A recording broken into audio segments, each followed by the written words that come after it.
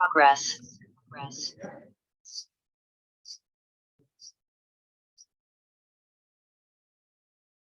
Okay. A very warm welcome to all of you. Very good evening. Today we have a very interesting topic to look forward to. It is year-end finalization, taking into purview all kinds of different adjustments that we do. It be not just adjustments, it's also, you can say, where all we need to focus on when we do finalization. Be it the income tax perspective, the GST perspective, it could be accounting standards perspective, could be or various other laws like the labor laws, and it could be n number of laws that we need to look at when we finalize the books. To guide us on this important topic, we have with us CA Nitin Bhuta ji. He will be explaining us about all these different finalization adjustments that we do. Sir, to introduce the speaker, we have CA Preeti Singhania ji. I'll call you to please introduce the speaker for me.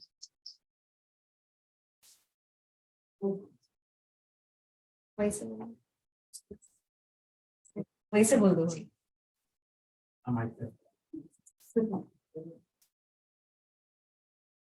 Good evening, everyone. So today we have with us Nitin Bhuta. So he is a chartered accountant. Obviously, he is a proprietor of Nitin Bhuta and Company Chartered Accountants, which is based in Mumbai. And he has completed 31 years of practice. And he is a regular writer of articles which are published in public digital domains like GST, TM, Magazine, Tax Guru, and CA Club India. He has been selected as one of the experts from Western region on the Direct Tax Committee of IPA, Direct Taxation, International Taxation, New Delhi, for the year 23-24, that is this year. He is regularly speaking at WIRC, NHCI, and GST certification courses, as well as at various study circles in Mumbai as well as outside Mumbai on GST.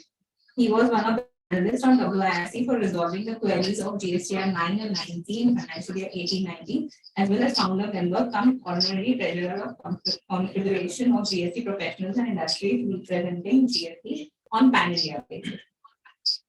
Presently, he is actively involved with limited scale of doing audits, direct and indirect taxation, management advisory, as well as handling matters, etc., of corporate as well as non-corporate personnel up to tribunals. Presently, he is actively involved vetting out of drafted legal documents pertaining to business arrangements from the tax council's perspective. With this, I would welcome him. Yes.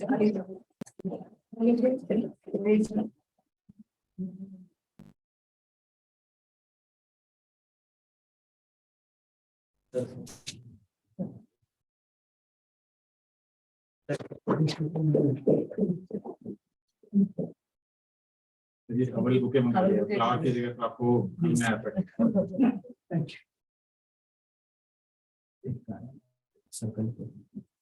We have introduced this one.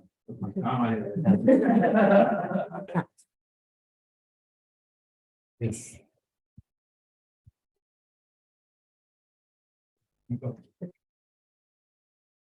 Do I need to sit and speak or I can roam around?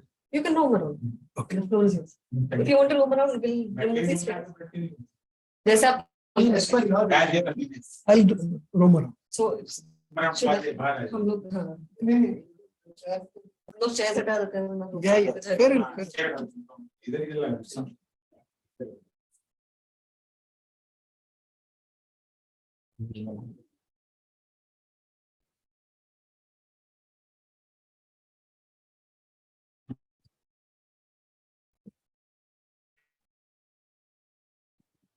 Request everybody to put their phones on silent, please.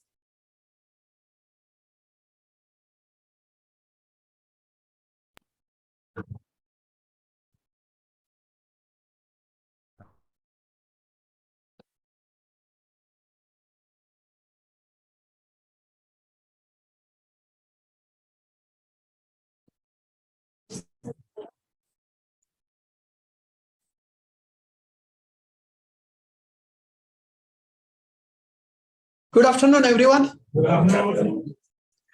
Thank you, Purvi, for inviting me. I have a very high regards for the study circle. The reason being, my first tip to give a speech was given by management. And today this is my 198th session.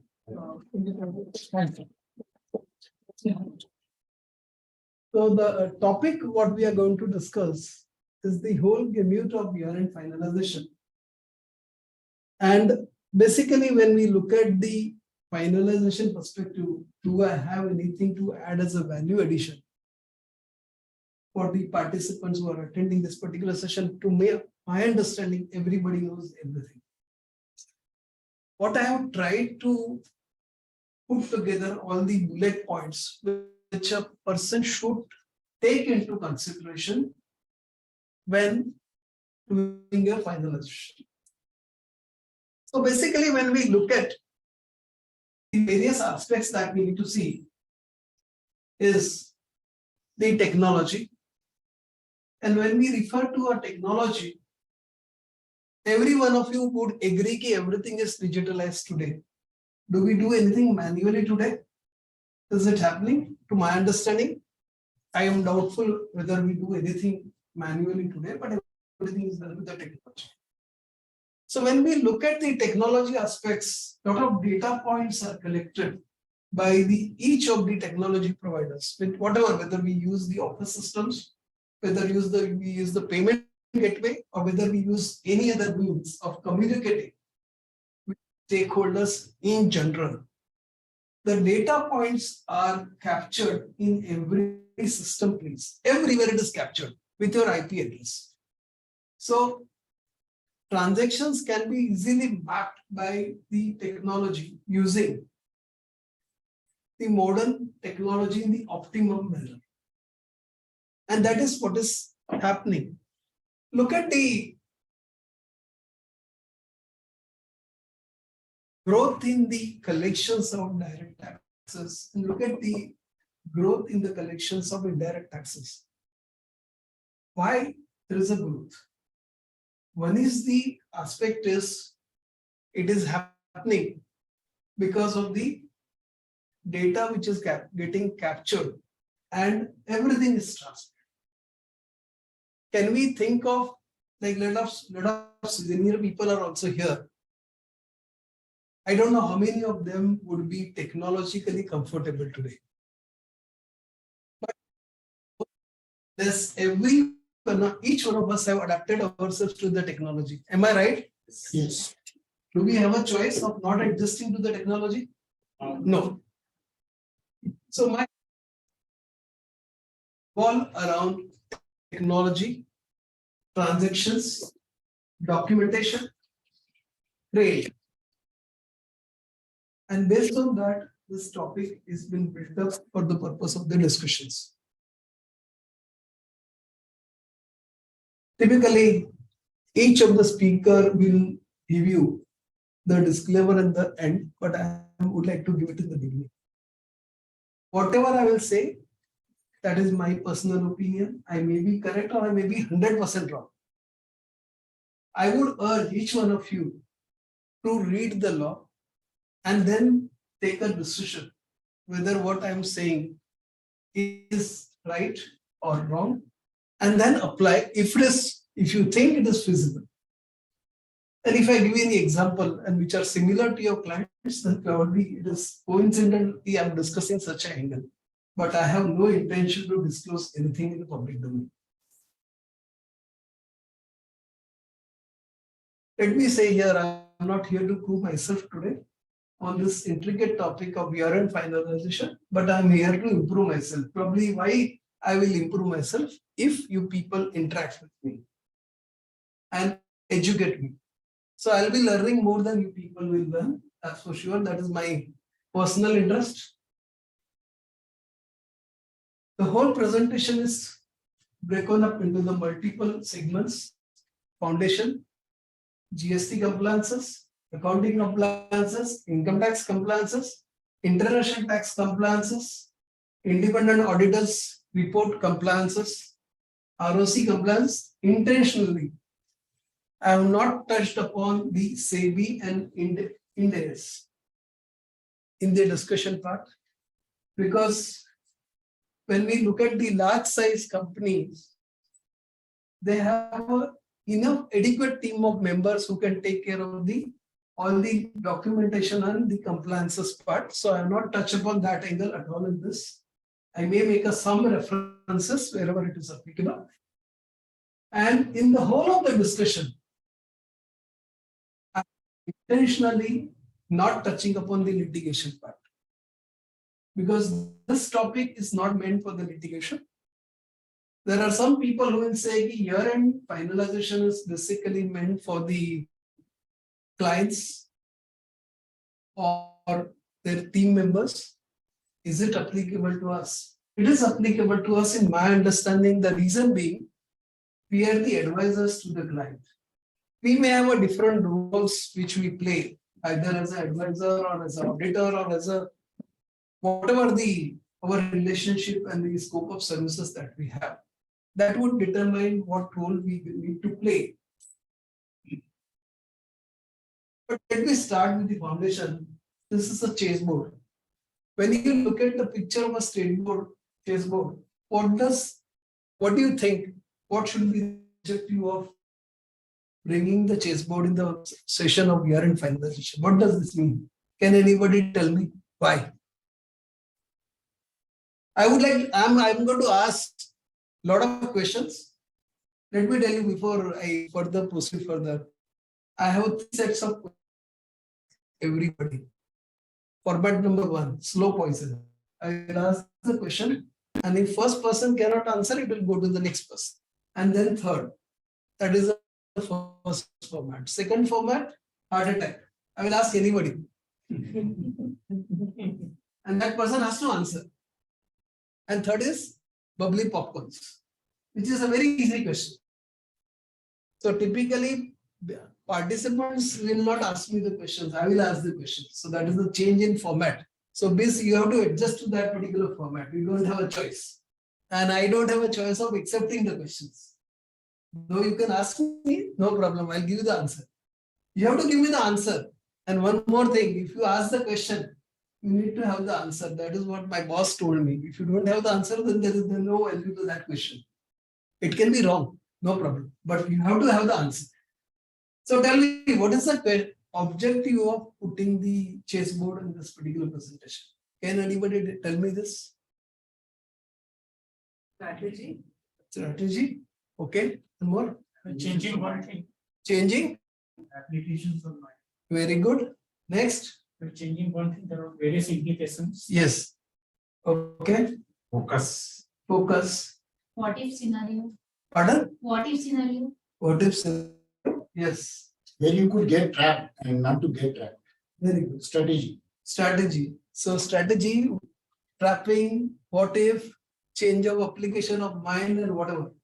It's all the answers are correct. But here, strategy combined with focus is the game of year-end finalization. Whoever is doing the activity of finalization, in whatever the role, strategy and focus will play the very importance. But at the same time, when we are focused on doing the finalization, it has to be factual, it has to be empirical, it has to be true and real. We need to organize the data in a formulative manner. At the same, it is to be structured as well as a systematic data that is available for us as a reference if anything to be substantiated in the future. Communication. When I say communication, it has got very, very important. Each one of you will agree if we have 2 eyes. Person like me have 4 eyes. Everybody has got 2 ears and we have a tongue to speak. So as a listener to the session, you will listen and grab whatever is being discussed today, but you will communicate only when it is required. So communication in the form of a listening is very, very important. So when we are doing the year-end finalization, we interact with host of people. Various teams of people we are interacting, maybe in-house or external. So listening, understanding their viewpoints, and then taking a call, what approach we should do and how it should be applied for. And when we communicate anything in writing, it may be our audit report, it can be, or anything else, balance sheet that we prepare. It has to be crystal clear. And anything we do that has to be intelligible as well as it is understandable to the reader of the communication that we are doing. And whatever work that we do, it has to be unique as well as it has to be have a USP and it should stand out. And it has to be specific, targeted towards the year-end finalization. Yes, schematic. If you do the year-end finalization practically, then only you will understand what are the pain points. Each one of us in our practice of several years may have come across many instances where we may have failed. How do I attempt doing this particular thing? Because we are not exposed to that particular scenario. But when we try to understand, we try to reach a conclusion, how it is to be done, and then we worked out our way of solving that particular issue practically. That is how it will help. And when we do it pragmatically, as well as the implementable manner, then it really helps us to master the art of year-end finalization. So when we say a strategy combined with focus with the training, this is all about the foundation. This is what I have to introduce everybody. So typically when we look at, we start with April and March. We do the year-end finalization only at the end of March, or we do it in the month of April, or do it in the month of July. Or is it to be done on a regular basis? So it is one's call how one should adapt to the finalization. So typically end result when we look at of any finalization is financial statements. And when we look at the finalization, we are always grappled with the two issues, whether it will be a true and fair or it will be a true and correct. So which is easier, sir? True and fair is easier or true and correct is easier? True and correct is easier. True and fair is comparative, sir. Why? What is the objective? Why it is more easier than the true and correct? Both are having true and both are having and one is having fair and one is having correct. Why? Correct, you have to show correctness on accuracy. Fair maybe any interpretation. It is interpretation. It is subject to interpret. Correct has to be absolutely correct. So according to each of the advisors or in whatever the role we play, true and fair is a much safer bet that we can adapt. So that based on the volume, size, activities, compensation or various aspects involved, we can decide whether we will do it on a daily basis, half year, half fortnightly, monthly, quarterly, whatever the options that we would like to see. But very important. I call it as a not audit trail, but I call it as a digital trail, which is applicable from 1st April 2023. Has any session happened on the audit trail? Last session was an audit trail. Well, so I don't have to discuss much. Good. I'm going to touch upon both the years 22, 23 and 23, 24. So when we talk about the digital trail, are we like not following the digital trail earlier also, or is it applicable only from 1st April 23? What is the view of the house? Applicable there. We used to do it consciously, but You are now it doing has to be done conscious- by law. Okay. Now it is by law, that's why we are doing. So we are not doing it. We were doing. We were doing it. Correct. How we were doing it, sir? Let me put the question across. Come. How we were doing it? When I worked on SAP or ERP, Yes. there they had elaborate system of having audit trails. But when somebody is working on system like Tally, and it was really very difficult. So now people have to fall in line. Really do it consciously. Right. So my next question to you, if I'm shutting down the company under section 560, will I maintain the digital trail? Yeah. Will I maintain the Complete. digital trail? No, Company is stuck off under section 560. Will I apply digital trail? it has to be. It has to be. Company is getting stuck. You are not going to issue the audit report only. No, but then before that is done, you have to do it. But sir, that is applicable for 1st April 2023. Yes. So I am closing down the company of 31st March 23 because of non-activity. Will I apply digital trail? That is the food for thought. I'm just going to sign my balance sheet. Paid up capital is equal to profit and loss account debit balance. Do I have anything else to sign apart from the declaration that we give? Do I need to report on the digital trail? Yes, so let us assume it is applicable for 23-24. 22-23 digital trail we don't have to report. That is very clear. 23-24, you said that there is no books of accounts. Then where's the question of trade? Now, so we are not reporting. So the digital trail will not apply in Not that apply. particular scenario. Simply. Let us extend it further. We have a point of sales. Hmm. Where whether digital trail is required. Some transaction is there, then of course. Point of sale. Point of sale is Separate transactions like salon have a point of sale wherein the selling supply happens and you issue the invoice and then you import into your software. Is it required to be digital? Yes, trail? definitely. What about fixed asset register? Yes. Excel records? Yes. Everything is required to be digitally trail compliant, but Excel can be editable. So we have the option. How many of you have implemented digital trail? Tally, yes. One time. On Tally? Yes, not only. How many of you have finalized the balance sheet as in 22-23? Anybody? No. Let us see. Everybody will agree financial statements relate to the finance or anything else is there beyond finance. No. Financial statements is only number or anything else. There are Reporting- notes, explanatory notes. But ultimately they pertain to the financials. So I've taken the final money as a base. I treat it as a earth, my foundation. Swim, which is water. Can you measure the depthness of the water in the sea? Is it practically possible? When we look at the foundation and the finalization, the depthness in which we can go, there is no. Depends on the volume.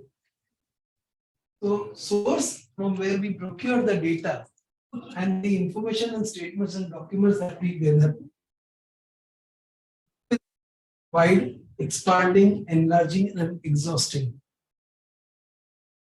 As well as everything is integrated, interlinked, insightful, and incisive. Management of source data and the integrated information that we are collecting, and its mobilization, and its mastery as well as the contemplation using plays a very, very significant role. So, air. It has to be systematic, scientific, structured, as well as the syncretic.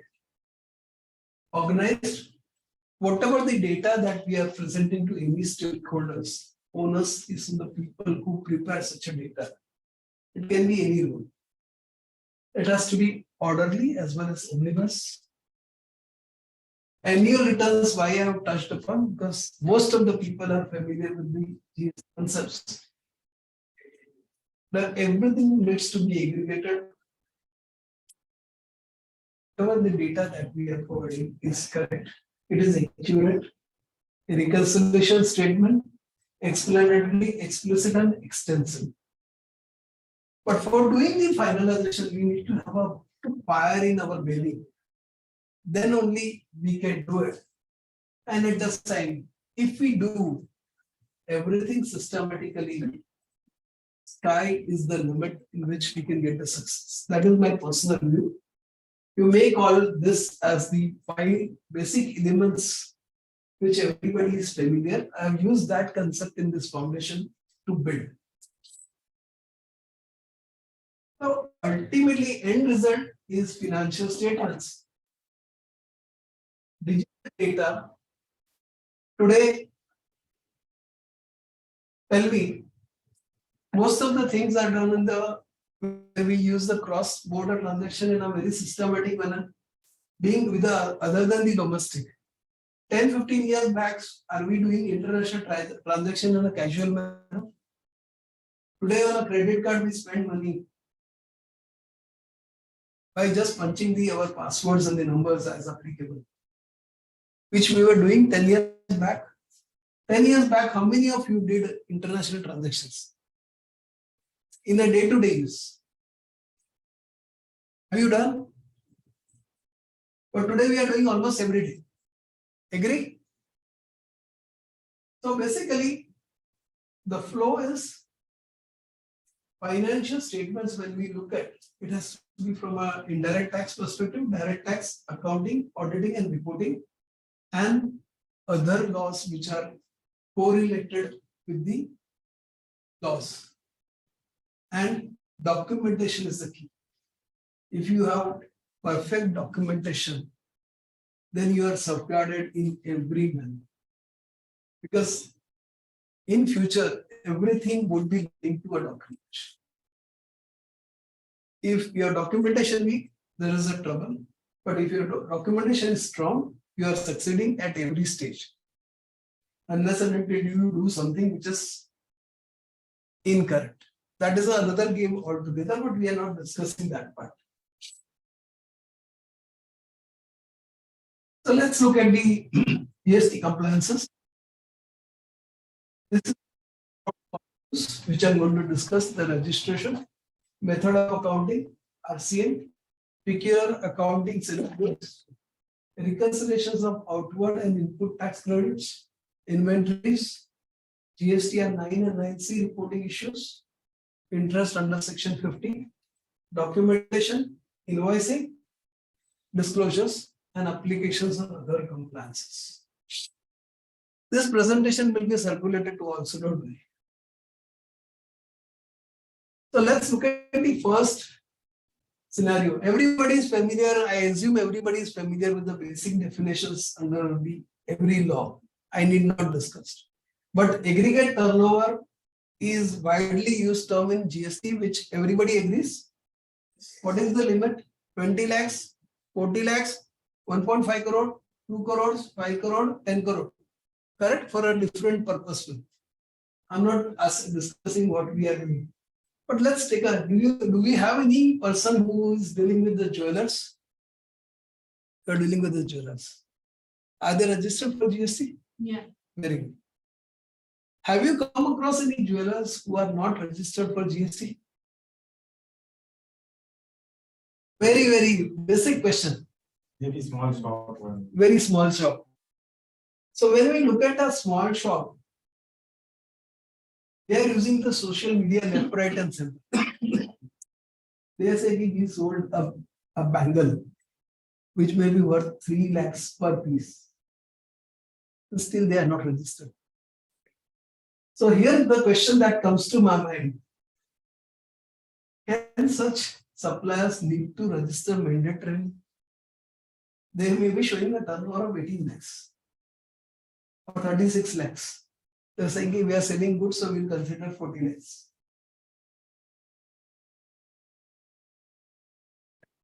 Or they are not required to register. They will put in all social media, they will put diamond, gold, whatever.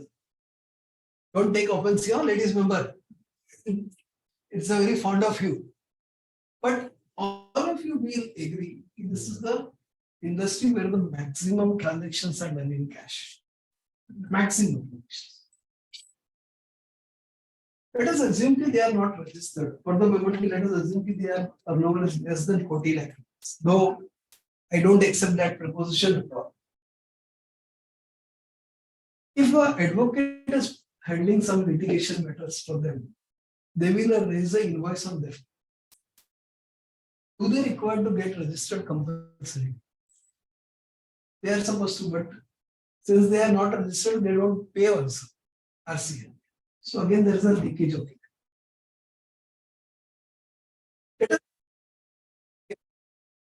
Like, sir, we give him the advice and he gets registered.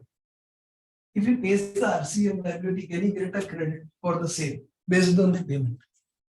Or if the time limit is expired beyond 16/4, will he get the credit or will he not get the credit? These are all basic questions. Huh? I'm not touching upon anything else. Will he get the credit or will he not get the credit? By companies. It is made by everybody, sir. But Every lawyers are not paying, those who are taking services, they are paying. Correct. recipient, no, sir. That is RCM. Yes. Reverse charge mechanism. Get the credit. They will get a credit now based on the payment. Yeah. Self invoice. Correct, no? Yes. Based on self invoice. Let us take the another industry. Milk. Milk is exempt product. So even consequently, the delivery charges are collected by them. That is also composite supply definition. So they will not. But they are selling soft drinks, ice creams, and water supplies. Which it is applicable. One which is applicable. Are they registered? Have you seen any milk supplier registered under the GST provisions? Never. 2 crores, 5 crore turnover. Margin is only 1 rupee per liter. And delivery charges is 3 rupees per liter. This is the reality.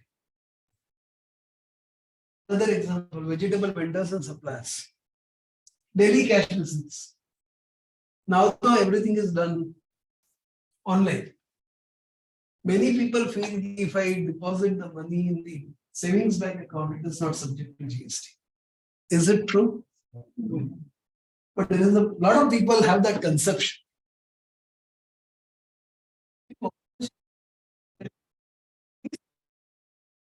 Providing only exempt supplies, then are they required to register? Other parts as well. Like for example, an advocate वो जो 20 lakhs का जो है, तो advocate को अगर कहीं से rent पे मिल रहा है, उसकी properties है, commercial property, तो वो भी add होगा तो उसको register करना है. और e-commerce अगर हम use कर रहे हैं तो उसको भी register करना ही करना है. It's a basic question. तो these are. So मैडम अभी मैं e-commerce पे आया ही नहीं हूँ, आऊंगा अभी. एडवोकेट अभी नेक्स्ट लाइन में है. नेक्स्ट लाइन में है मैडम, चिंता मत करो, सब आएगा. If it is only exempt supplies one is making, then one need not register under the GST provisions. But if RCM is applicable, then it will be, they have to register. But now recent notification which came, it said if you are only providing the exempt supplies, we need not register at all. In that case, will a person who is providing the services where normally they are to pay under the RC, recipient has to pay under the RCM, to get registered under the GST provisions. Otherwise, the government will lose the revenue form of advocates and solicitors. How many of you people agree? Let us assume that they are providing only legal services. No rent service right now. Only legal services. Do they register? Or they don't register? The consultancy services. They are doing the making the fees based on the commission of the deals done. Are they required to register? They are supposed to register. Another industry, architect and the interior decorator. All of you agree everything is done in cash. Do anybody has paid anything under 194M of the Income Tax Act? Anybody has paid? No. Individually, no, otherwise, company wise, yes. Yes, the companies are different altogether. But this is the reality. And this is how the data is getting captured everywhere. They are looking into what you are posting on your Facebook, LinkedIn, Instagram, or whatever the profile that you call it. They are getting notices for this. Happily, they advertise very. Let's look at one more example in this industry only. Look at their inventory. is not inventory more than limits for which they are supposed to register? Under the VAT, we had aggregate purchases. If anybody is practicing in the old VAT regime, based on that, they had to do the VAT audit also. But here, it's only aggregate turnover, which is outward supply.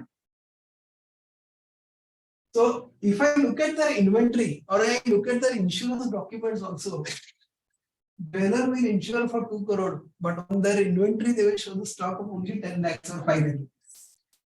No quantitative matching at all. How far? If we get a notices from the department, I will give you this thing, just a food for thought. Place of business. There can be main place, additional place of business. It can be registered as well as unregistered. Job worker place of business, which is registered as well as unregistered.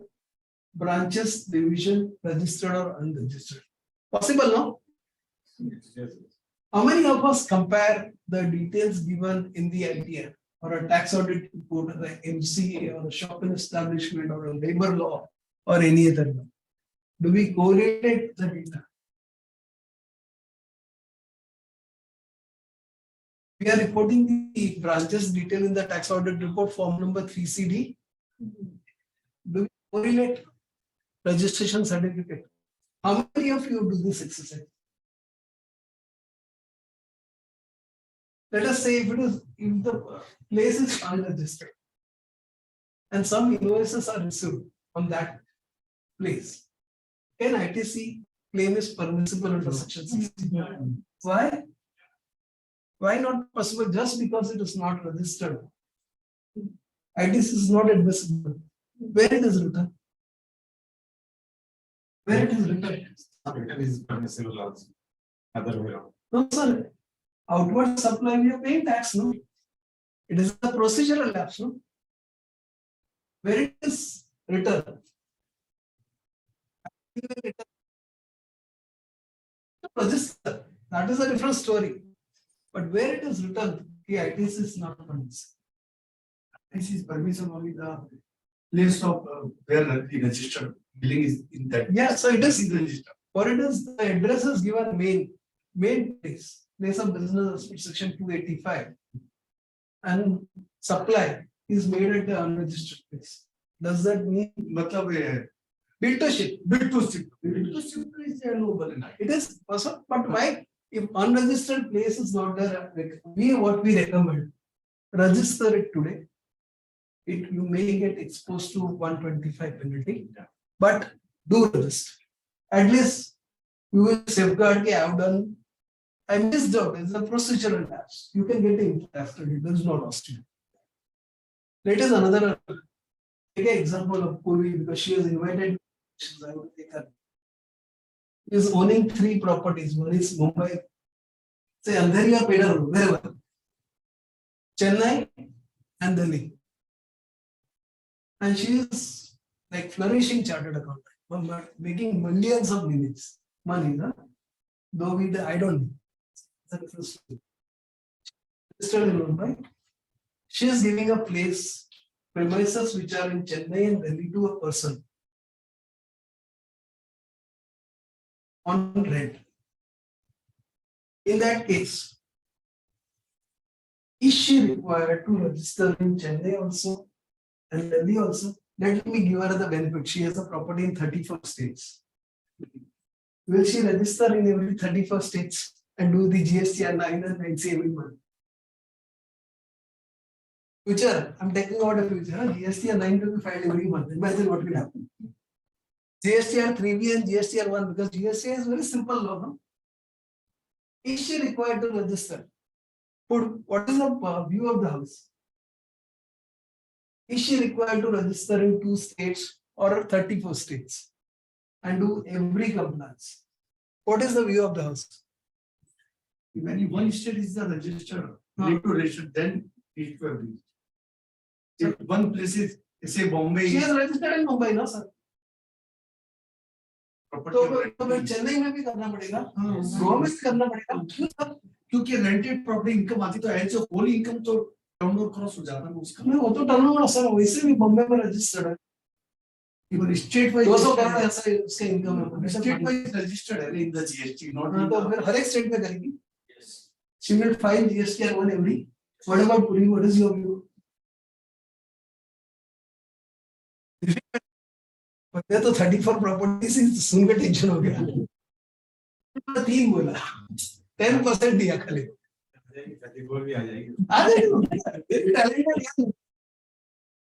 Soon she may give us one property gift as a gift every attendees here. Yes. We'll pay the tax, no problem. Under 56 to 10. 34 ही है sir. 34 है ना? तो एक बार। चलो वाह, अरे हमारे इधर को बुला लो। What is the view of the house? Does whether she required to get registered in every state? Place of supply तो हर state में हो गया। हो गया, मैं कह रहा Place हूँ। of supply मुझे तो कुछ आता नहीं इसलिए मैं पूछ रहा हूँ। I'm asking very simple question. ये सब public popcorn है ना? Yes. How many of you say yes? The situs of property will attract registry. Situs of property. So you are in yes, no? How many of you say yes? Majority? Anybody saying no?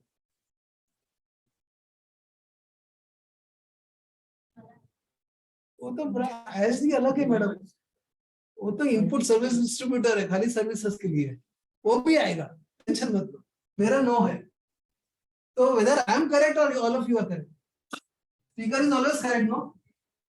Normally it is present with a speaker comes with a tie and suit, he is very intelligent. I have not come with only shirt, so I am not an intelligent speaker. बोलो क्या view है? Anybody want to change the view? I said no. I can be wrong also.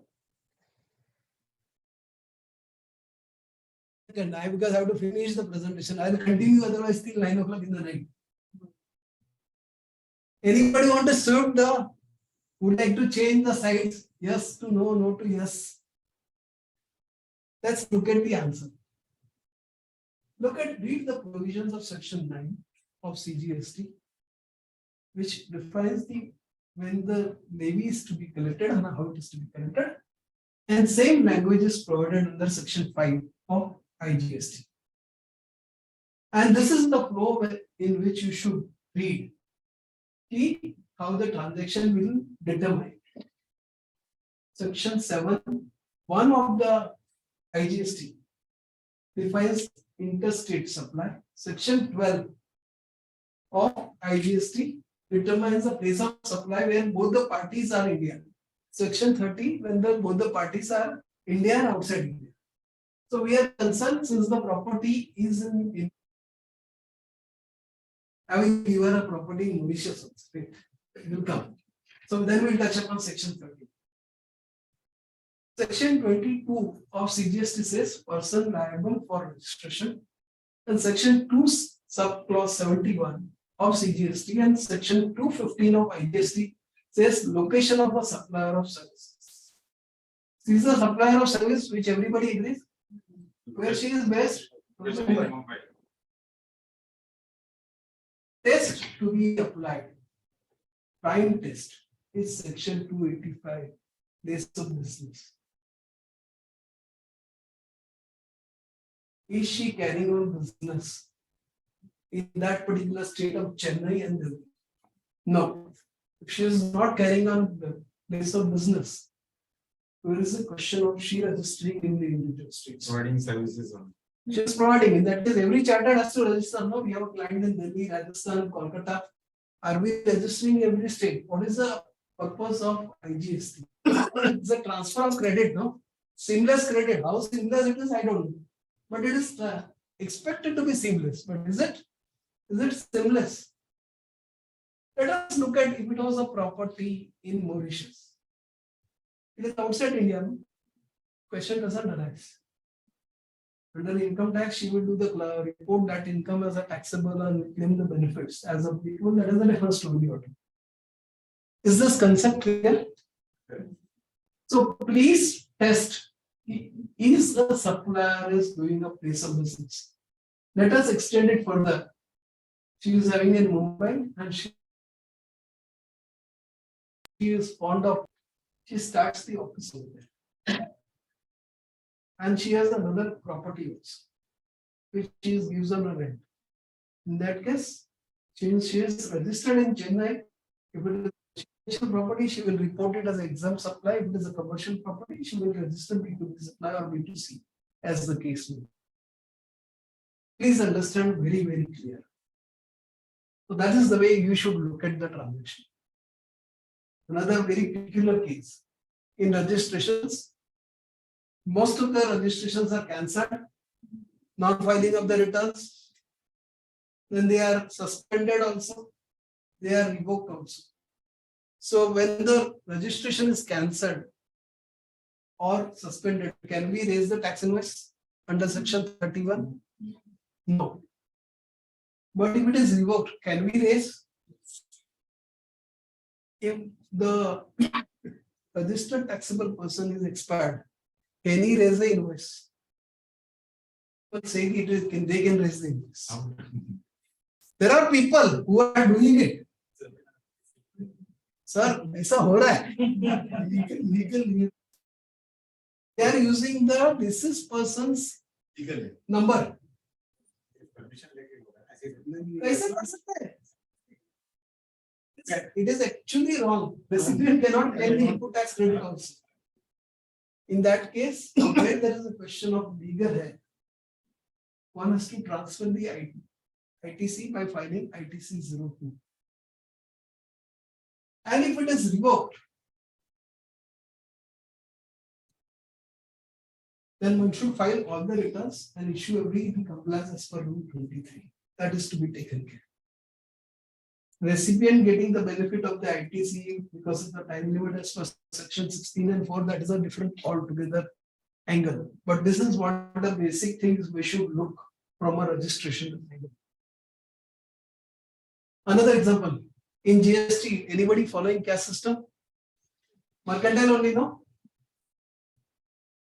Inclusive or exclusive method of accounting? Exclusive. So in that case, if I am following exclusive method of accounting and if there is a bad debt, 4 lakh rupees invoice, 18% GST, my mathematics is very weak, you have to tell me the numbers. 18% of 4 lakhs, 72,000 rupees. I have reported in GSTR1, I have reported in GSTR3B, paid the taxes, but it has become a bad after 12 months. I write off. Since I am following the exclusive method of accounting, can I get a benefit of GST write-off in my computation of a total income as per section 28 of the I will play around with the several laws together, so I will try to correlate. Will I get or will I not get? Block credits is a different game altogether. 17.5, you debit to preference. But bad debts, what will happen? Will you get the benefit? Right? Tax is already paid in. GST is paid. You are exclusive. You are not reporting routine. Or will you write 4,72,000 rupees in your portfolio? 2010. I'm asking you, sir. I don't know. I'm asking to the. I would like to learn from everybody, whoever is present here. What will you do?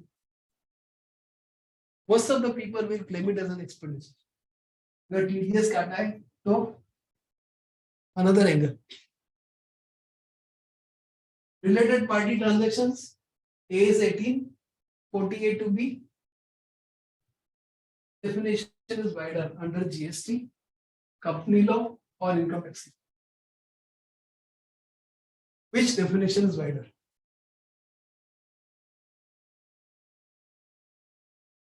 GST law definition is much wider as compared to because even employees are covered.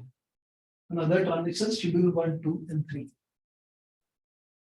Transaction, as long as they are done on the arm's length price, not an issue. But if it is not done,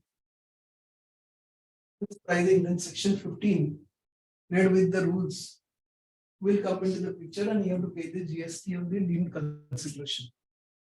Thus, domestic transfer pricing or international transfer pricing under the income tax systems valuation issues will have any bearing on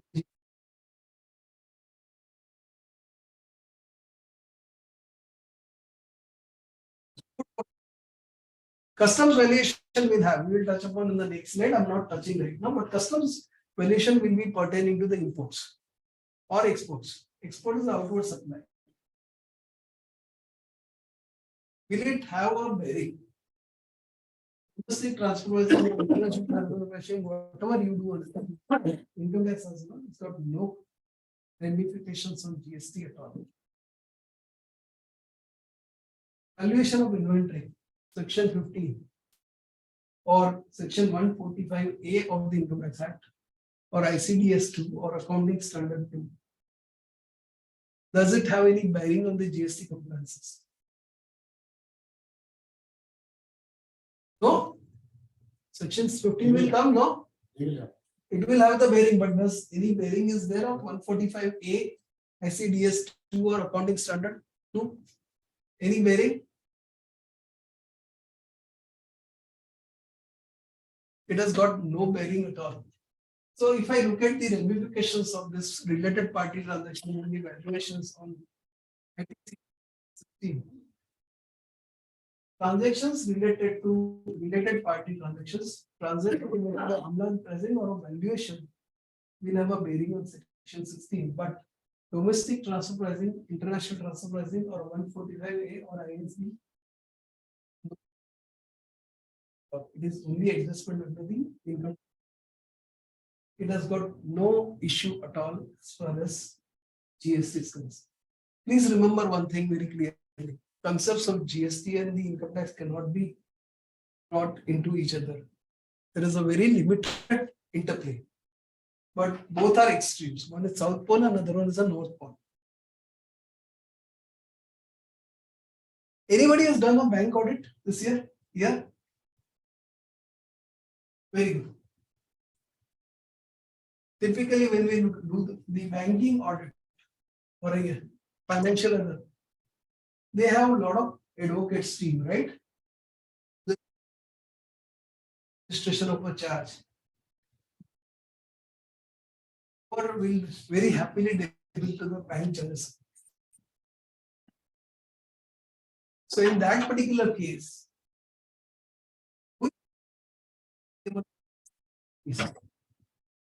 whether bank and the financial industry to pay, or whether the person who has debited to the bank charges will pay. Who will pay?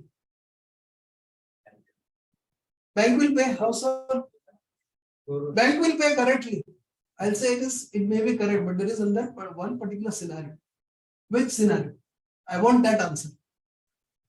If the invoice is raised in the name of bank, then bank will pay. If the invoice is raised in the name of borrower, the borrower will pay, even though it is debited to bank charges. So when you are doing the finalization, please scrutinize the bank charges very minor. Very minute. So if that is applicable, probably you can correct. You have a time till 30th November to correct.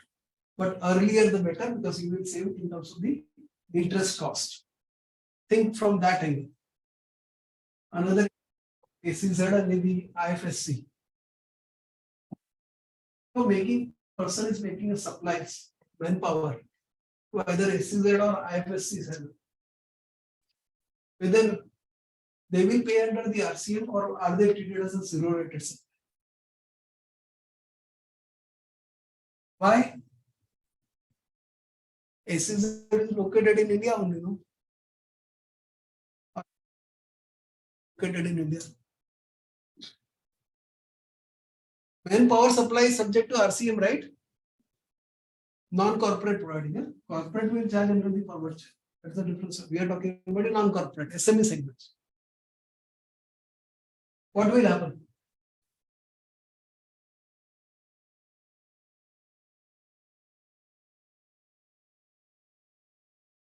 Answer is it is a zero rated supply because SEZ is a designated area, which is treated as a non-taxable area, and as well as the IRS. So get registered, take the LUT and issue the invoice. But authorization from SEZ is a must. Please take care of that. Anybody has faced the issue on account of the imports valuation for which the DRC 06 is issued? You imported for 2 crores, you paid 28% IGST, 56 lakh rupees. Claimed in the GST R3B, it is reported in the SGATE also. Fine. 3 years down the line, the notice is issued. It is supposed to be valued at 3 crores. So now you pay another 28%, 1 crore, and pay the interest as your only short valuation. So what happens? 3 crores, 1 crore, or 2 crore, 1 crore, 28%, 28 lakh rupees, interest for 3 years. So what credit will you get? 28 lakhs or 28 lakhs plus interest. Let us assume 28 lakhs is the interest, 56 lakhs, 3 years put together. How much credit one should get? 28? Okay. Why? DRC 06. Are you filing below entry?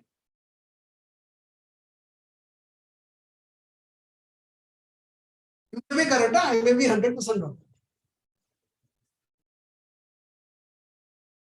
Let me add one more extension. Notice issued under section 74 or 73.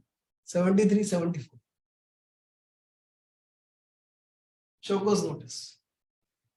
Will you get the credit?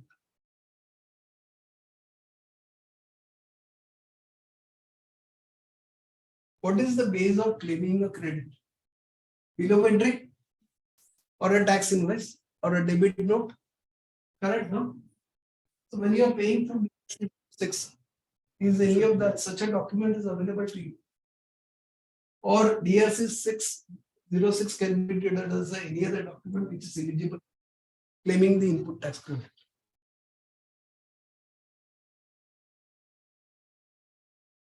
Right now, I'm parking this question, food for thought. In the next slide, I will come back on this question one again.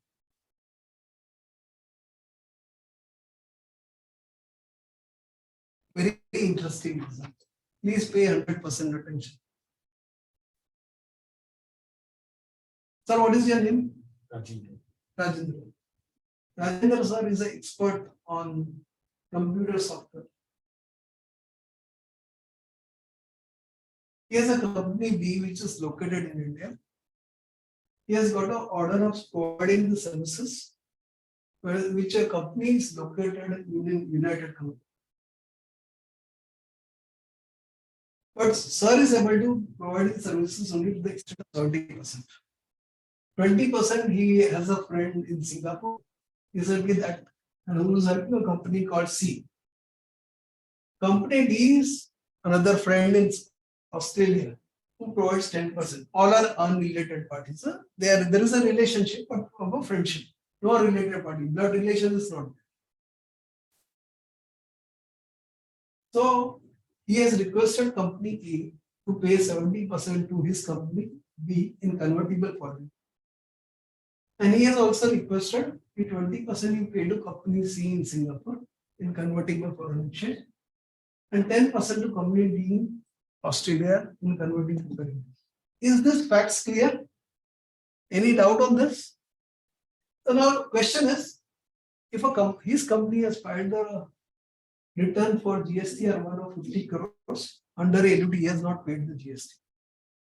And same way it's auto populated in GST R. So is it correct to report 50 crores or he has to report only 35 crores? But he has reported 50 crores. What is correct position? 50 crores is the correct position? There is no dispute as far as that is concerned. So he has correctly filed GST R1 and GST R3. So in that case, he has received only 70%. So in that case, whether the conditions of section 2(6) is satisfied as far as the receipt of convertible foreign exchange, he has received only 70%, 30% is not. So what happens to balance 30%? In that case, he has defaulted on the provisions of annuity and will be liable to pay GST on that 30%. Why? How FEMA is compliant, sir? How? Give me the answer.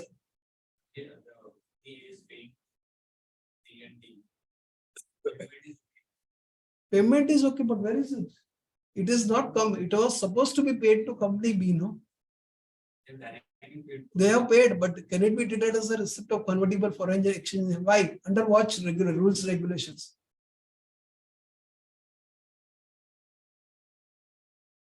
Under what rules and regulations?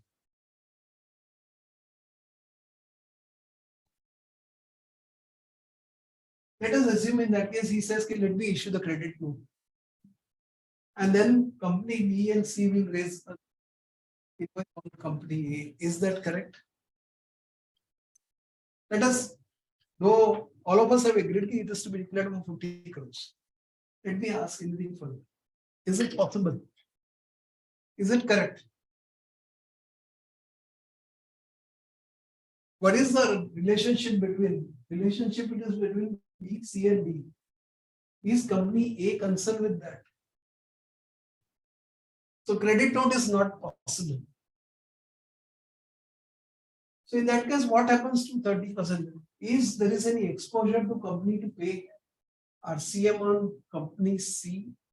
Payments made by company A to C. Let us assume the sir's statement is valid. So in that case, company B will pay 30% under RCM as an import of service and claim the IGST benefit. Any answers? Answer is provided in the circular number 78. If such arrangement is approved by the RBI in writing, that case, company B can pay 30% under RCM, name the import of service, and that will be compliant. Let us extend it further. This is not possible. The money is not received in the convertible foreign exchange, but it is received in the Indian currency rupee Vostro account in December 22. Whether it will be treated as a condition satisfied as per section 2(6). This is not there anymore. 50 crore came into the Indian rupee Vostro account in December 22. Is it valid or is it not valid? Any answers? Any answers to this? There is a master circular issued on 22nd November 2022, File entry 7. International trade settlements can be done in INR. So if it was received prior to 22nd November 2022, then it would not have been compliant of section 2(6). But since it was received in December, so it will be treated as the export of service. How many of you deal with the real estate industry? I have taken a different flavors for the discussion. Anybody dealing with the real estate industry? Or should I just skip this slide? No? Interest is an exempt supply. Everybody knows clause 44 of Form 3CD. We report as an exempt supply. Notification issued of 7 of 2019. It says the person who is registered in the real estate industry and does not satisfy the condition of 80-20 rule, whereby the 80s rule says procurement has to be from the registered vendors and 20 from the unregistered vendors. So for example, the procurement from the vendors is 60. From the registered vendor, 20 is unregistered. In that case, on that 20, he has to pay the RC.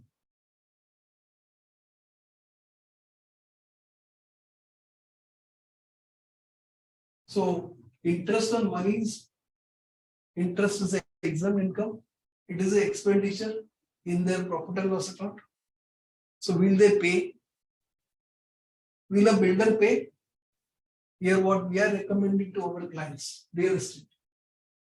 Please ask everyone to register, report under the exempt supply, and so that you fall under 80% and you don't pay the, especially the small builders, they will have everything money borrowed from a relatives or a close relation. How they get it, let's don't get into that. Evaluation, that is another challenging area. Permission granted by municipal authorities. So this, it is under Article 243W. No RC is applicable. Again, unclarified area. What would be the valuation of free area given to the existing members? Whether it will be subject to RCM in case of the society redevelopments. Very, very important. When you examine any kind of a debit notes or credit notes issued, whether it is a domestic, import or export, ensure they are justifiable. In audits, most of the times they will ask you to justify the reasons of issuing this. It can be rate difference, sales return, quantity difference, issued beyond timelines, deficiency in service. For example, is the invoice of 1 lakh rupees on 4 weeks with GST. He said, sir, I will give you only 50,000 rupees. Can I, if I have to issue the credit note to her, can I put the narration as a deficiency in service? Is it possible? And so that my output liability is reduced. Can I do, or I can issue only financial credit note of 50,000? It will be only 50,000 rupees. You cannot prove the deficiency in service. It can be the change in terms. So one has to see how the documentation is done or any other reason. Trade samples, pre-samples, exports and imports. Especially the on imports, you will pay IGST under the RCM, but export it is a zero rated supply. Trade discount, cash discounts, quantitative discount. If it is known to the parties, then the benefit can be appropriately taken. Notice pay recoveries and trade damages or liquidated damages not subject to levy anymore. Circular number 178. Please read and keep it on your file. Subsidy, very interesting. If government is given, it is not a supply. If it is given by anybody else, then it is taxable. It can be revenue or capital as the case may be. Exempt supply. Typically, if you are doing the exempt supply,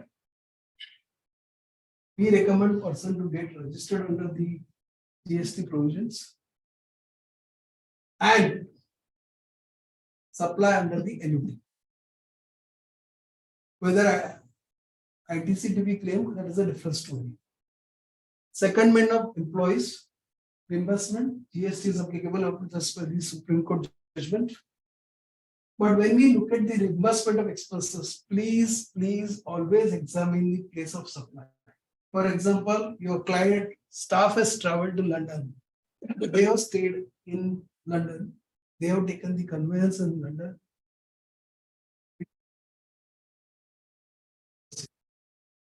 The answer is no. The reason is the place of supply is outside India. It is not. Take care of that angle. Pure agent, if that conditions are met, then there is no question of GST at all. Renting of property, residential exempt, commercial property given by employee to the company, it will be always under the forward charge. Commercial property of director given to the company, then also it will be forward charge, not the RC, because director is not providing the services in the personal capacity. You will deduct the TDS under section 194I, not under 192. What is 192? Employer-employee relationship.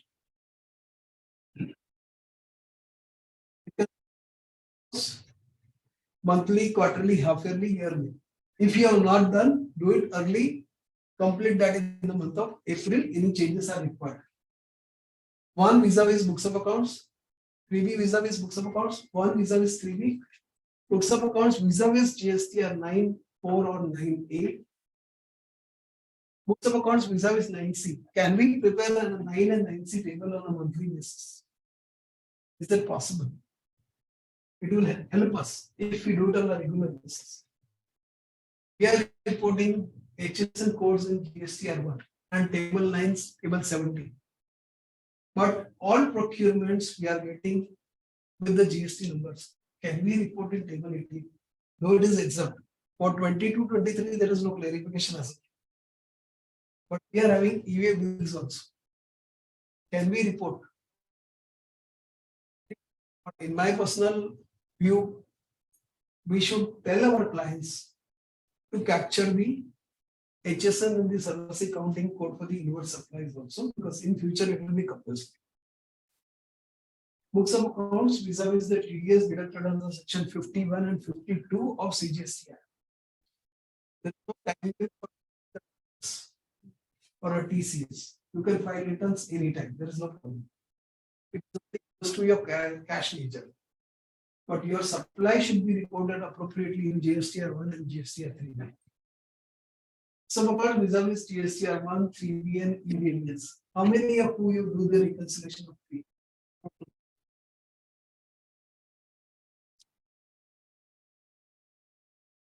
Again, books of accounts, R1, 3B vis-a-vis 26 AS.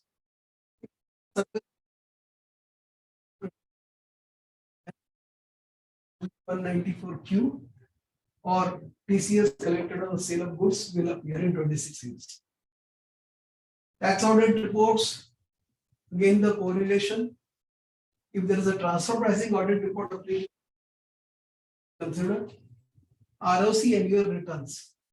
Do we do this comparison? Are we doing?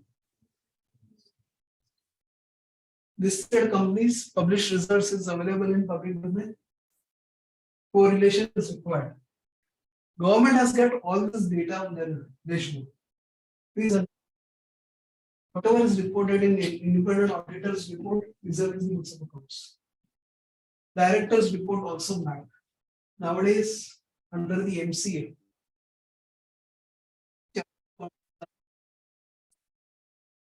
our team of chartered accounts are reviewing the balance sheets and they are issuing the notices, right? Telling to them MCA team. So be very particular. Earlier was different scenario, today the things are different.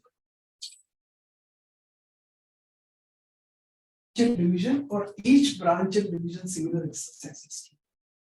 So branch or a overseas company or services subsidy. Have any bearing on 9 and 9C outward reconciliation? It will be there in our audited financial statements, but it will be item of 5O 9C reconciliation. Inverse. How many of you feel input tax credit is a seamless and flawless? Very easy now. I don't understand. 3B vis-a-vis books of accounts, 2B vis-a-vis books of accounts. Now everybody is claiming as per 2B only. So there is no issue. There is no difference between 2B and 3B anymore.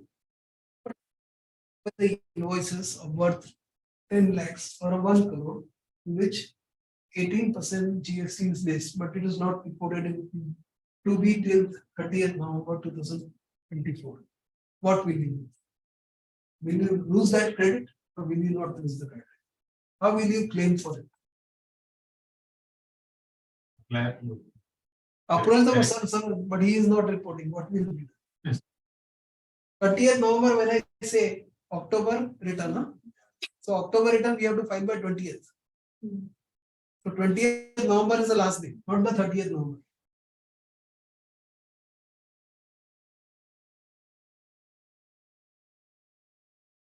$23, no? 23, the typo error. हो सकता है, some mistake should happen, no? So what will I do? In that case, 1 crore 18% GST. Will I lose? What should I do? Should I claim or should I just give up? 18 lakh जान दो, बहुत छोटा हो. कोई छोड़ेगा नहीं तो कैसे करेगा? What we do in that particular scenario? Claim in your 3 and show it as a reversal. So whenever your supplier reports, you can reclaim. There is no tag limit. 16.4 time limit is not. Please take care of that. It's very, very clear. Can you please repeat? 1 crore invoice, 18 lakhs. I came to know till October I waited, the supplier will report. So in October 3B return, I will report 18 lakh rupees GST. And I will show it as a reversal.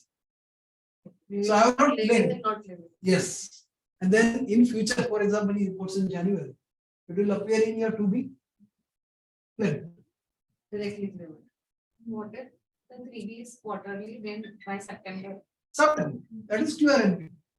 We don't believe in part. No QRNP. Okay, 3B or a 2B, correlation with the tax audit report, clause 27A, what we report, please correlate. Time limits. ITC claims without satisfying section 16, or you have the e-invoices applicable, but you have got the tax invoice.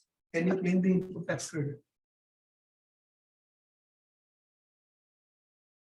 If you are not satisfied with the condition of section 16, it is reversed to be reversed. But you have the tax invoice, but e-invoice is not there, it is applicable. Can you still claim? As per section 31.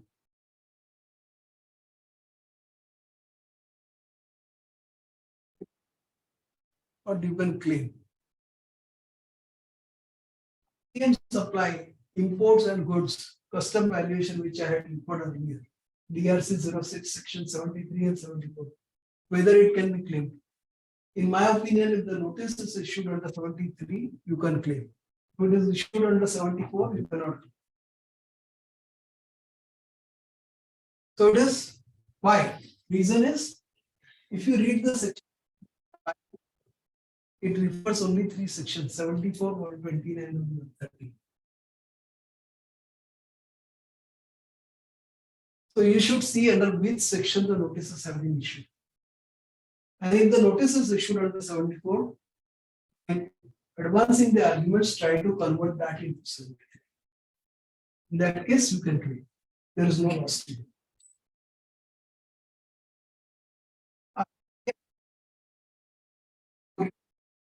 How you are reporting bifurcation, B2B or unregistered person. Cash credit ledgers which we have yearly can be downloaded. You may maintain the independent.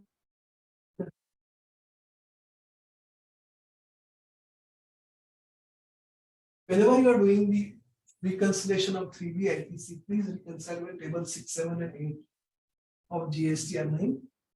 Especially, that is to be again correlated with table 12 and 14 of 9.6.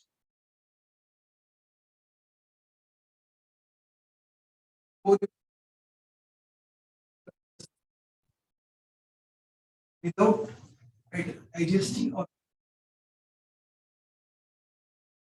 you are claiming the input tax credits on capital goods, whether you have correctly reported that information in clause 32 of the tax audit report. Please check that also. Anybody has encountered the bill of entry issues in respect of the rejected imports? Anybody has dealt with that issue here? I'll tell you, it is very simple. Person imports the goods, but he does not want to pick up that goods. Then that is sold through auctions by the custom authorities. In that case, there are auctioneers who are selling that particular goods. They are either issuing the tax invoice or they are issuing the bill of supply invoices. But even after issuing the tax invoices, many they report it as exempt supply.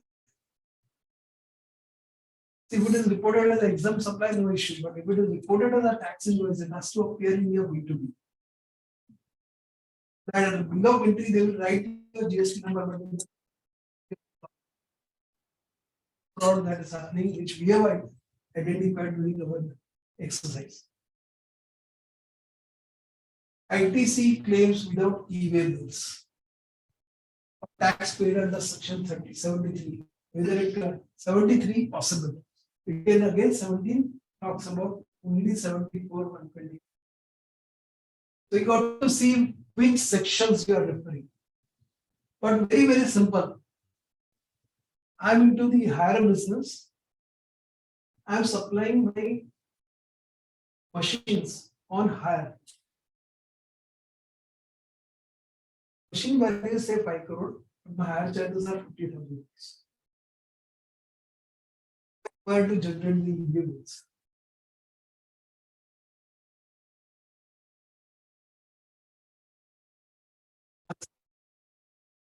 Consideration is only 50,000, it is a higher services. Maybe it is required only for the supply of goods. Of Rule 37, which everybody is aware, but then correlate with the interest payable under MSME, for which the tax invoice is issued by your supplier, you can claim the input tax credit, but it will be disallowed under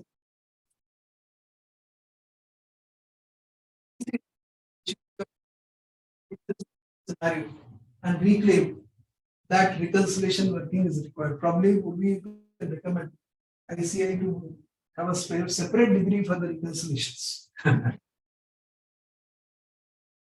And whatever the information that you are supposed to correlate with the ITC claims. One more very, very significant change, one more reconciliation to be done. You have claimed the input tax credits, but your supplier has not filed GSTR3 till 30th September 2023. In that case, you will reverse that particular ITC, pay with the interest, and again reclaim it.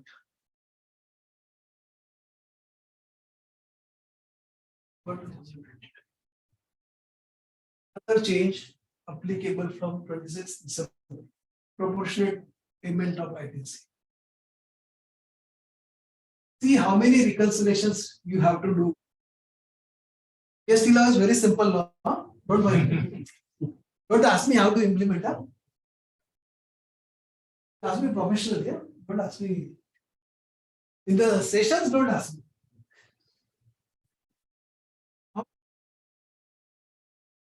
That's the challenge. So it is better you claim and reverse. You don't have a headache at all. Otherwise, whatever the portal God will follow, you have to accept that. Again, shop, go down, raw material, finished goods, WFP stores and spares. Have that by breakup. Let me finish this. GST, let me know. Do we have that breakup? I will discuss so much, everybody will be hungry. So don't worry. Supply sent on approval, supply in transit, supply sent to job worker, custom bonded warehouse, stock without invoices, stock supplied but not accepted by the customer, and other reasons. Our client is aware about all this. They don't tell us. But how do we report that into IFS? How do we report in IPL? Caro, quantitative variations. Can we correlate? Inventory losses, how we have treated in GSTR3 for reversals under section 17. Loss by fire, insurance claims, stock consumed by the owners and the partners. Stock valuation changes in AFS has got no bearing on GSTR3. For everything we are reporting, quantity and everything is reported in GSTR1. But still we are following the presumptive scheme of taxation and income taxing. We are not maintained on this information. How much substantive valuation is this? Most of the people we have seen incorrect reporting in GSTR9, but if you are reporting wrong HSN in your either GSTR1 or in your tax invoices, please report the correct HSN in table 7. Same way, incorrect reporting of the various information in 9 and 9C, which everybody is. I'm not touching upon it. Short payment, you have to pay the interest. If you have availed but not utilized, interest was not payable. Incorrect availment, availed and utilized, you have to pay the interest. Very, very interesting. He is the pay the 100% attention here. 4 parties are involved. A is the ultimate beneficiary of the recipient of the services. He may be in India or in outside India. If he is in India, then he will be either CGST plus SGST or IGST, as the case may be. Party B is a service provider, and party C is the agent of party B. And party D is the agent of party A. Or he is either acting as a payment conduit. In that case, can a party C, if the agreement provides, the invoice can be raised by party C on behalf of party A or D. If the documentation provides, it is possible. If invoice is raised on party A, if it is say outside India, can it be treated as the export of service? Answer is no, because he is the agent.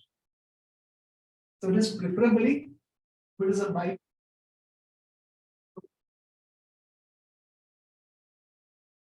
But in that case, it is a domestic supply. Can party A or party D claim the input tax credit? Can claim if the party D is acting as an agent. But if the party D is acting as a payment conduit, can they claim the input tax credit? Answer is no. But party D wants to deduct the TDS. Can he deduct the TDS under income tax act?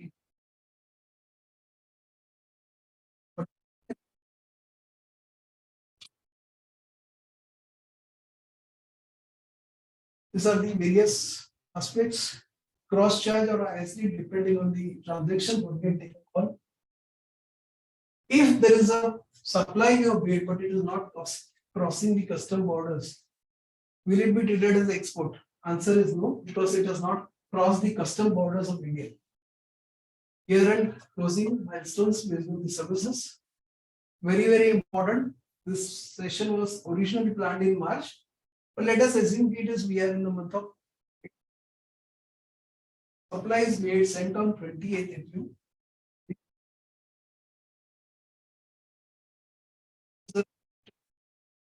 So by that time you would have filed GSTR 1 April. So in that case, what should I do? Should I wait for the next month to issue the credit note? Or should I recognize the filing the GSTR 3B for the month of April 2? In my view, we should reverse it in the month of April 23. What we report in the month of May, that is only procedural part. But technically, if the goods are rejected, the sale is not complete. So it cannot be recognized as a sale at all. My personal view, and that's the way we advise.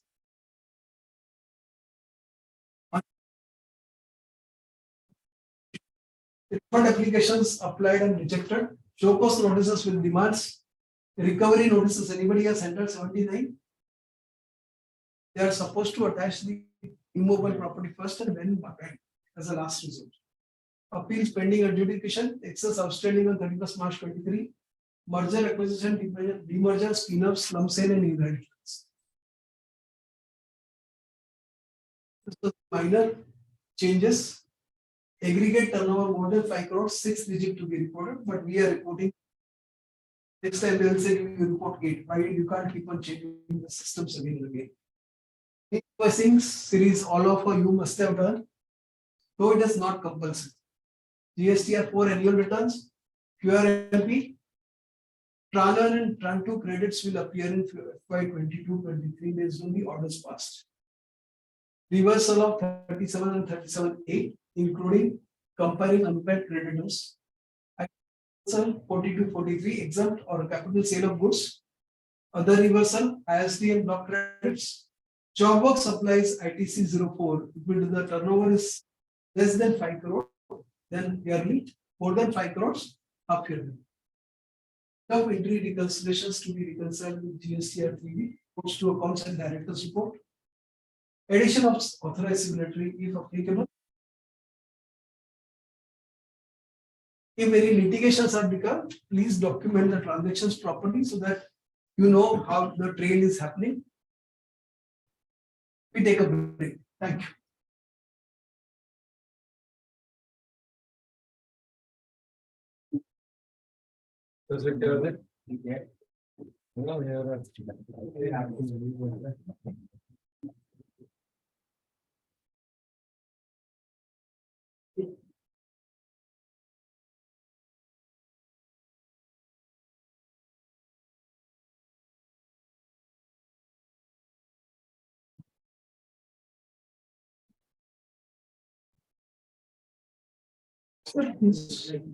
Please return.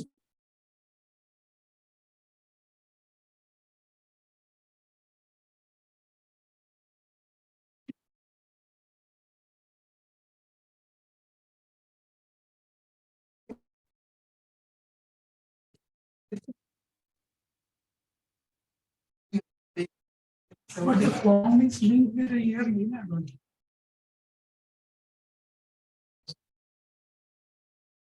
previous revenue. 3750 in every month. So in that case, you will for every month, you will report in that month.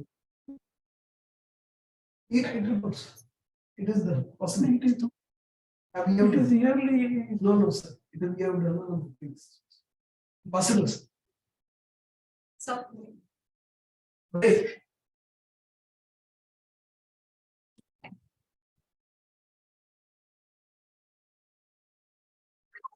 Progress.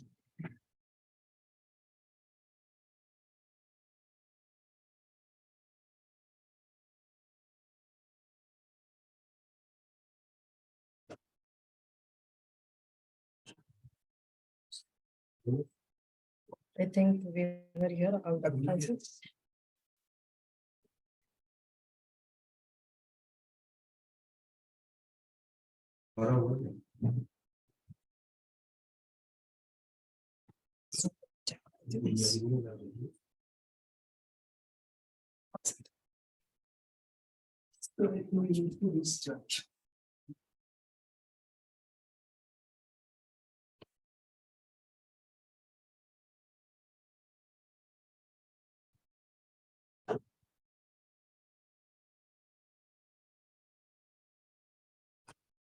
It's not playing. Yes. Everybody's back. Yeah. Few people have taken a rest. It is expected. Friends, I have finished only 10%. Now 90% is left. How many of you have a capacity to listen to 90%? You are ready. Those who are still here. They don't have an option of please knock the door.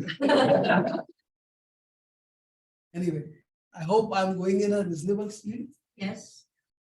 Is my communication clear? Correct. So 90% I will wrap up in 30 minutes max. It is only a reference. I have touched upon wherever I need to touch, but let's look at some of the aspects. Other aspects which we should touch upon when we are doing the year-end finalization.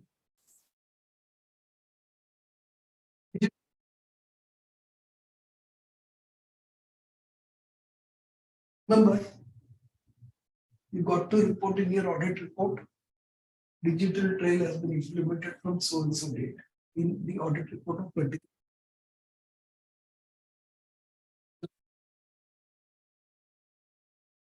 Another thing.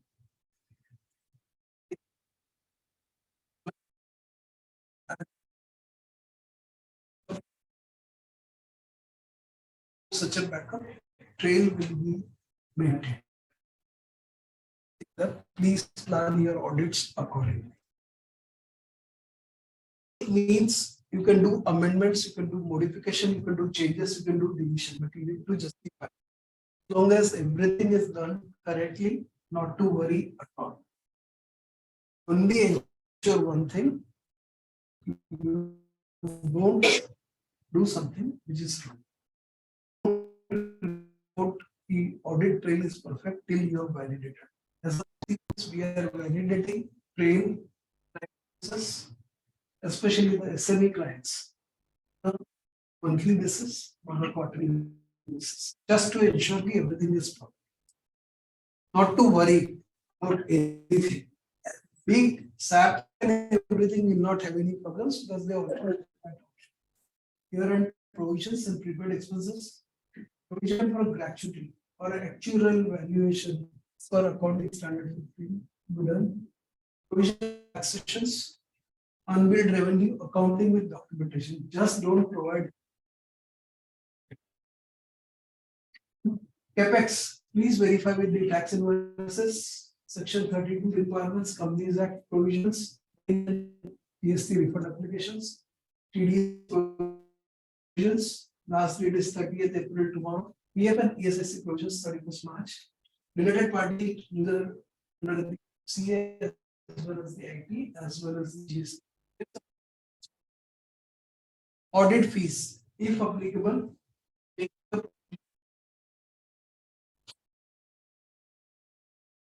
Test out whether the tax audit would be applicable under the respective clauses. This year, the limit for the professionals is 50 lakh rupees. 75 lakhs is from the next year, not for 22-23. Please take care. Always prepare a working of aggregate turnover so that you know what. Cash flow statement, fund flow statement, inventory verification and valuation. Financial statement, many points would be, they are like we are discussing today, the date is over.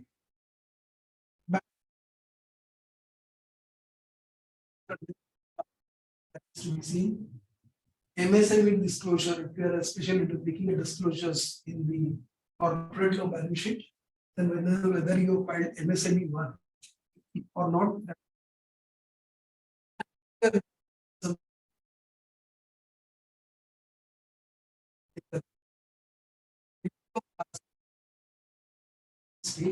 And claim data and credit debtors aging analysis to make a provision for bad debts or issue of credit note as the case may be.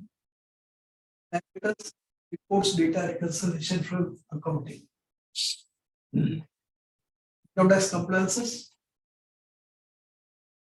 Tax reconciliations, advance tax, TDS, TCS. Typically, I expect everything to be updated by 7th May or 15th. See how it happens. But the processing is quite faster. 190 for Q or 2061H TDS PC is corrected. Visa is the turnover reported. This year that is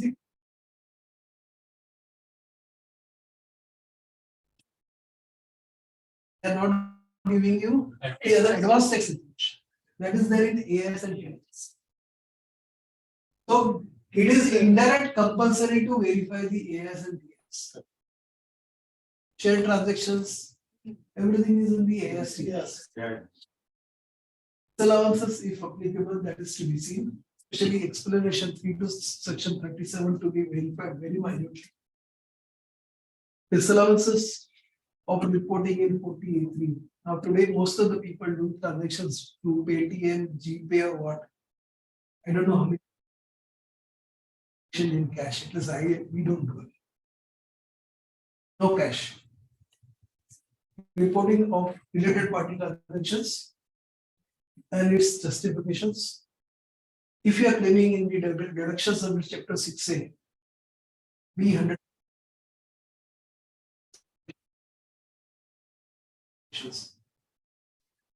it's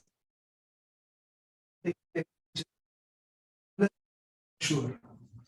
If you have a documentation and if you can different verifications of exemptions, if you are claiming, always take exposure review of unexplained family of sections 68 to 69. Disallowances of interest and remuneration payable to the partners. Checklist of ITR forms to be filed on or before the due dates. Last date is 31st July. Audit report 30th September. 31st October is the last date. Review of integration. Review of assessment of bill order, if any. Ratio analysis and compliances other than listed.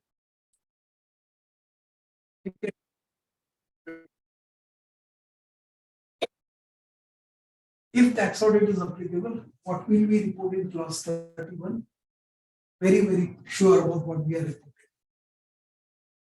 If not reported within the 2 days, it will be disallowed. Clause 6, 26 reported.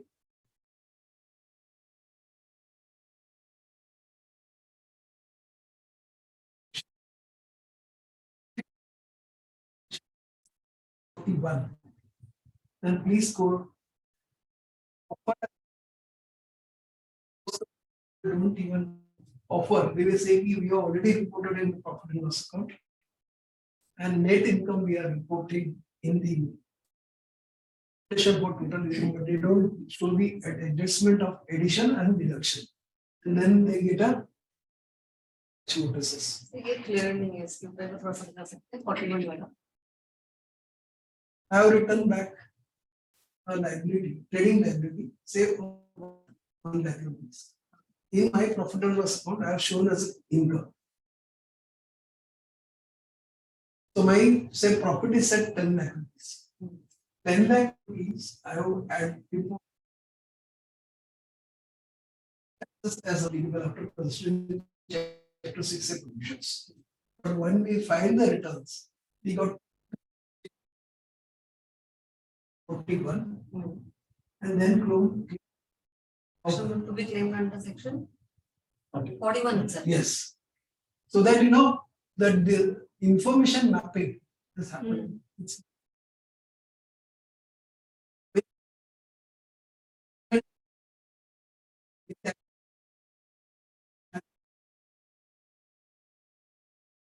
Exactly, that but happens. contingent liabilities never form part of your sub accounts. Contingent liability. So there are lots of confusion. People have added addition has happened. They have reported 3 crores of contingent liability. System what it will do? There's garbage in, garbage out. They don't have a base.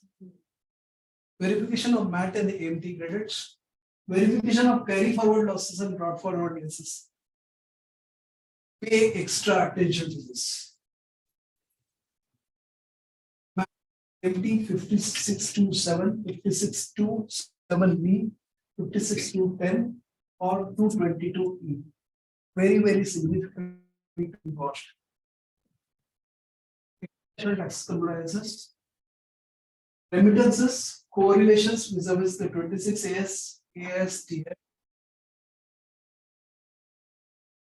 And if there is the overseas remittance, TCS, now we got to verify whether it is gone from the principal. That is what earlier it was not there. If there is an export of transfer pricing compliance, if applicable on 92E, then corresponding documentation as well as the filing of 3CEB. If no party transaction for 1 rupee, transfer pricing audit report is applicable. For a domestic, the limit is 20 crores. But then the documentation, if it is applicable based on that you have to see, and based on that, whatever the forms to be filed, CBCR reporting, if applicable, is to be compliant. Dispute resolution panel matters. Ideally, we should never go to the dispute resolution matter.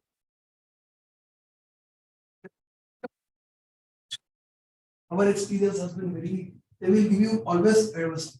Then you have to go to tribunal. Can't go to appeal. Exchange rate, again, very, very conscious area. People don't consider gain of the exchange rate for the advanced tax.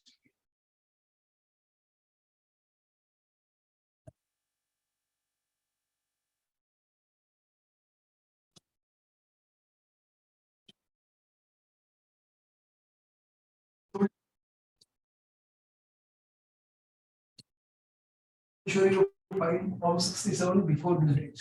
You can find it even today also if you have. Examination of MLI agreements, if applicable. GAR compliances, very, very, if applicable.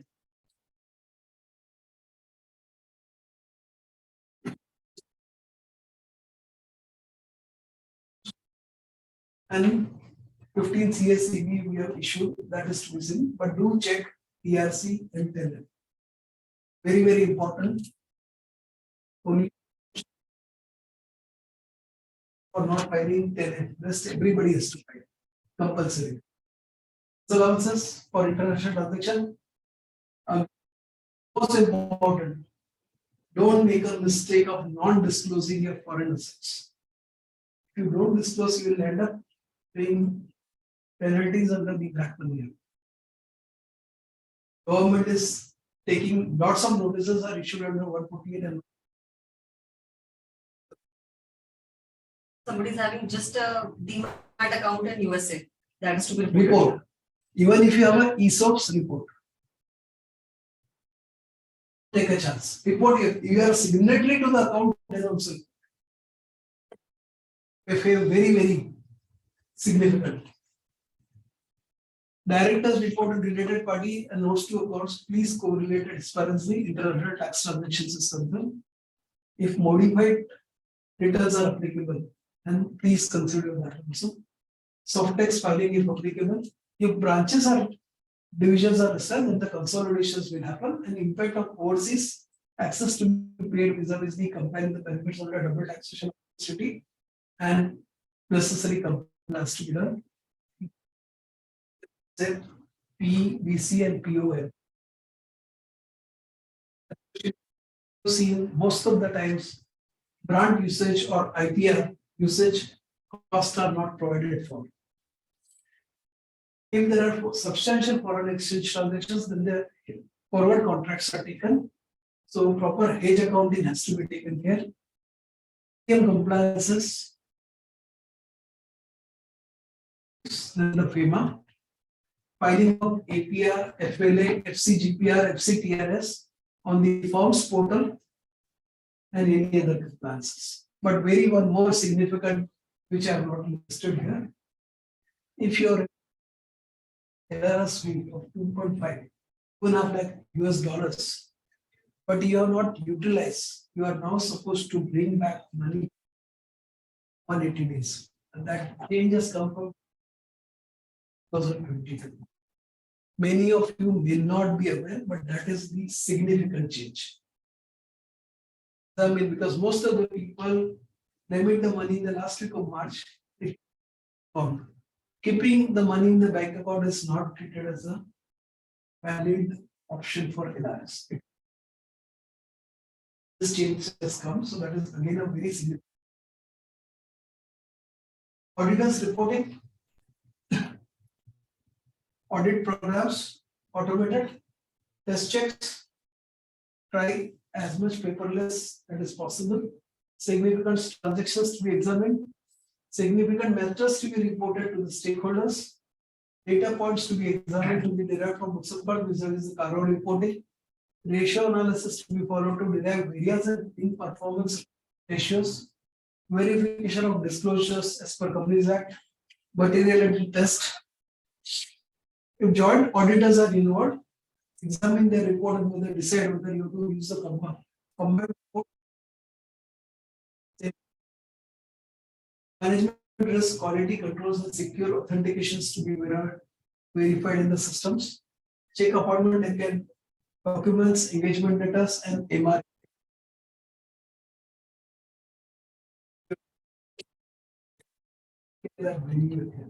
Third party confirmation and documentation is the must. With banks and credit balances. If you are a newly appointed auditors, the previous auditors report, please check and do the proper communication with the auditors and keep it on record. If possible. Requirements of the IFC. Now look at trail has been introduced from 1st April 2023. Are we not commenting on the internal financial control reporting we are doing?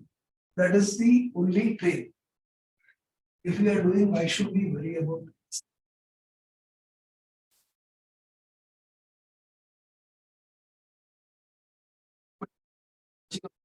Sure, TDS certificates are taken, downloaded in time. In recent times, in future, we can expect you have not be downloaded the TDS certificate in time, so penalty. TDS challan. Investments, especially if you are giving the benefits of one under while deducting the TDS, please verify. Interest paid and payable, properly report, plus you have to report that in clause 34 also tax on it.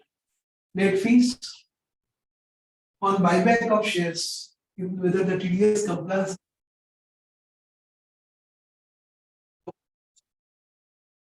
or received, please verify thoroughly. IA 194 IB and 194 I to TC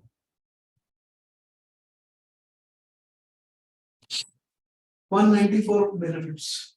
If TDS is deducted. Clause 34 correlations has to be done with the TDS compliance. Transactions of digital virtual assets is to be done separately. 21-22 is not covered, but if you have done exchanges, then it will be treated as a PMA.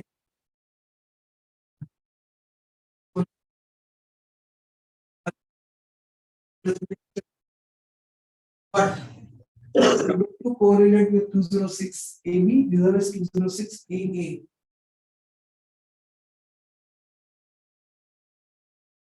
Is while filing the TDS returns of March. On suppliers bills, these are the TDS deducted. ROC compliances. The company is newly incorporated, please examine all incorporation documents. Director 3 KYC left to be done before 30th September. DR 12 to be filed if there are any changes, or if they need changes in data, if the DR 6 of the directors that is to be filed. DR 8 to be obtained from each of the directors.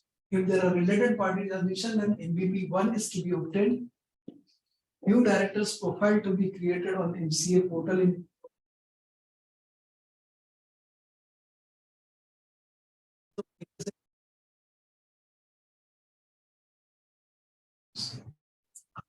CFS and standalone reporting of financial statements. Testing of definition of small companies. The changes come from 15 September 2003 to be filed by 30th June. Verification of documents pertaining to buyback or forfeiture of shares if any.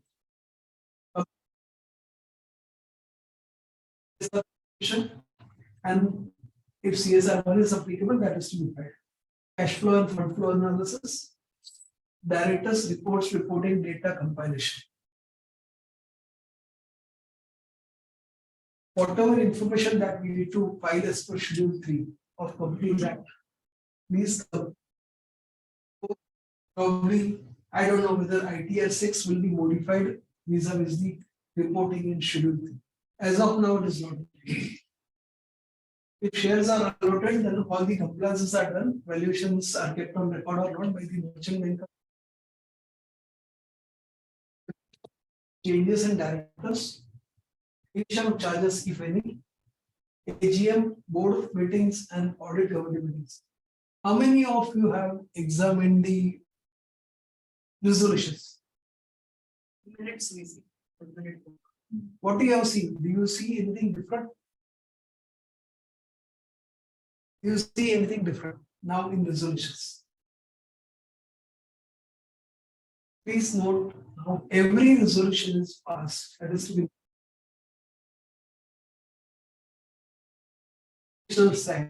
resolution passed, but numbering is not done.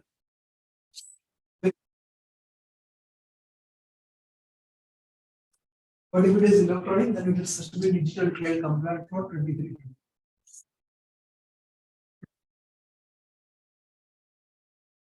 Distribution if that's applicable. Wash compliances and implements. Of sexual harassment committee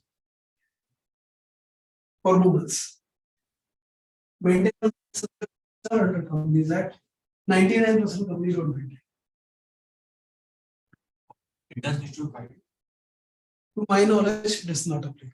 But that committee has to be formed and that minutes has to be recorded.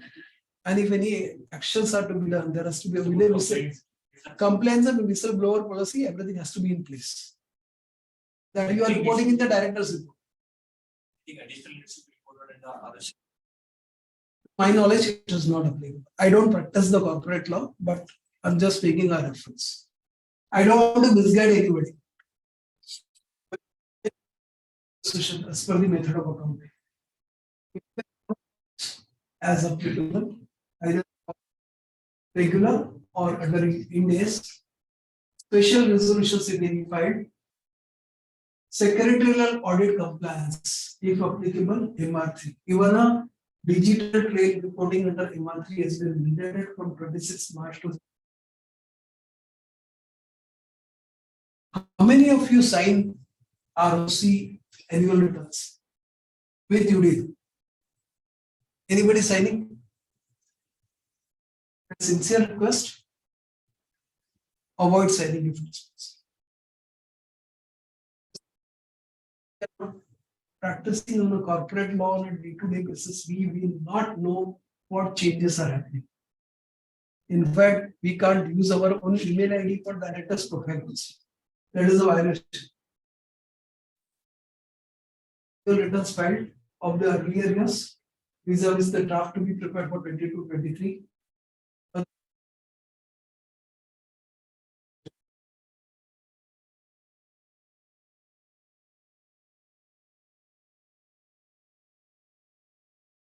Chalas to be verified, employee registers to be verified vis-a-vis the returns. If employees have opted for not availing the PF benefits, then such declaration should be verified. If you obtain the gratuity valuation report,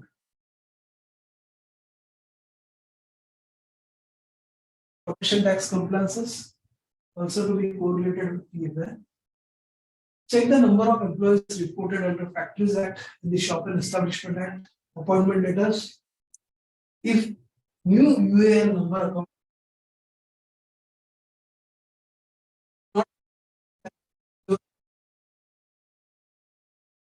very, very important, please, very important. Suppose EM gives deposited in the month of September. So you will disallow under section 26(1)(5)(a). But what happens? Since it is deposited in October, employee is not getting the interest on PF for the month of May, June, July, and August. In that case, provisions of the PF law provides the employer is required to pay such interest to the employee of TDS. So it has to be grossed up. It can be treated as a perquisite for the purpose of the TDS deduction, but that is to be.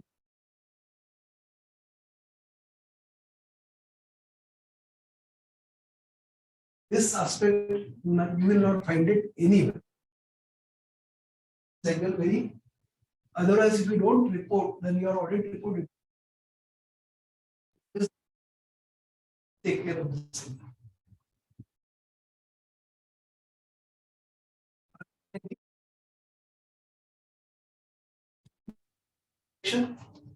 Opting in out to the composition. IC code.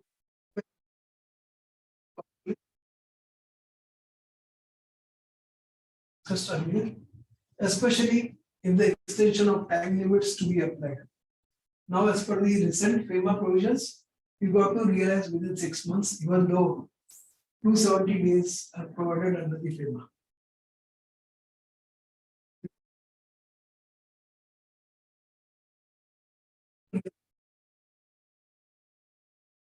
You was not applicable for frequency of filing of GST returns, nomination facility if not adopted till now,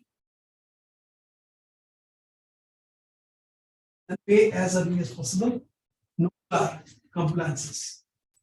It is a restrictive availability, but in my personal opinion, it is applicable to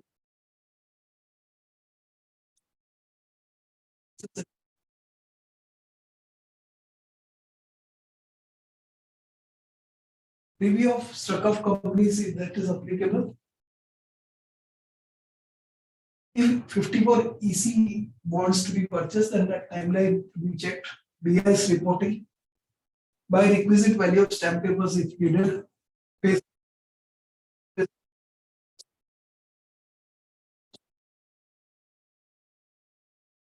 We can expect online GST audits also. BRSR reporting applicable to only 1,000 companies. This is a good opportunity if we can get.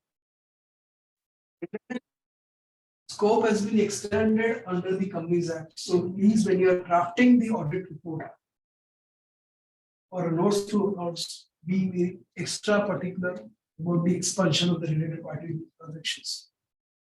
Review of all licenses if applicable. Why we should buy stamp paper? If you want to do any changes in the arrangements. And if it is the stamp paper is bought, it can help us to prepare the documentation. It is a precaution.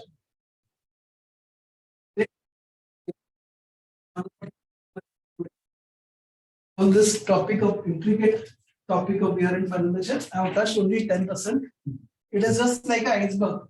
You can measure the iceberg length, but what is the depth of the iceberg? It cannot be predicted. Here, what you proved today. But certainly, from the interactions with the participants, I will say, I have improved myself.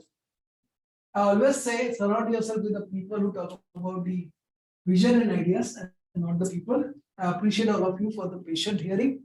Thank you, Purvi, for doing this opportunity.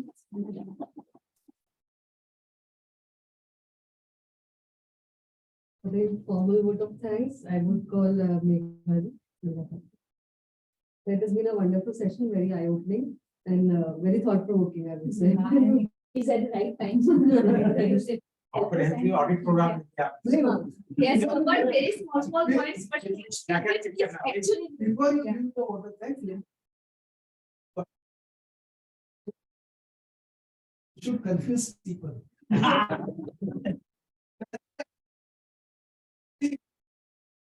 Then the blame is on me. But if I have convinced, then the credit was not. Just point it out that we should go for that. Yes. But you had pointed out that all of us, these are the points to be covered in the order, and this is the right time at which the session has been conducted. Thank you. And you have made the session interactive as well. So really wonderful session. So I request everyone to give a big round of.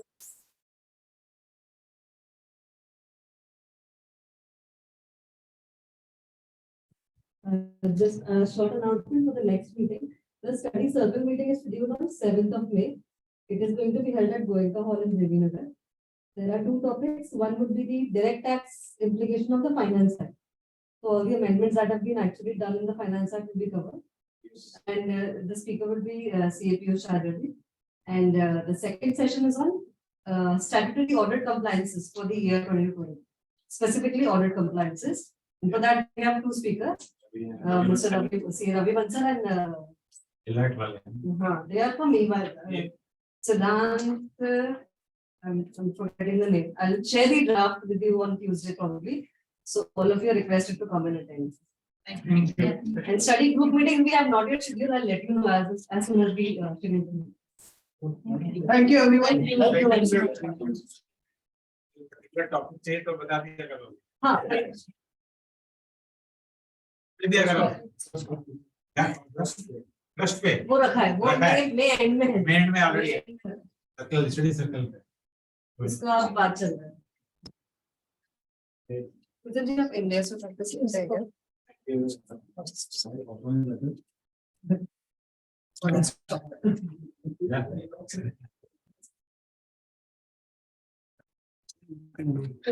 I don't know. Yes. Very nice.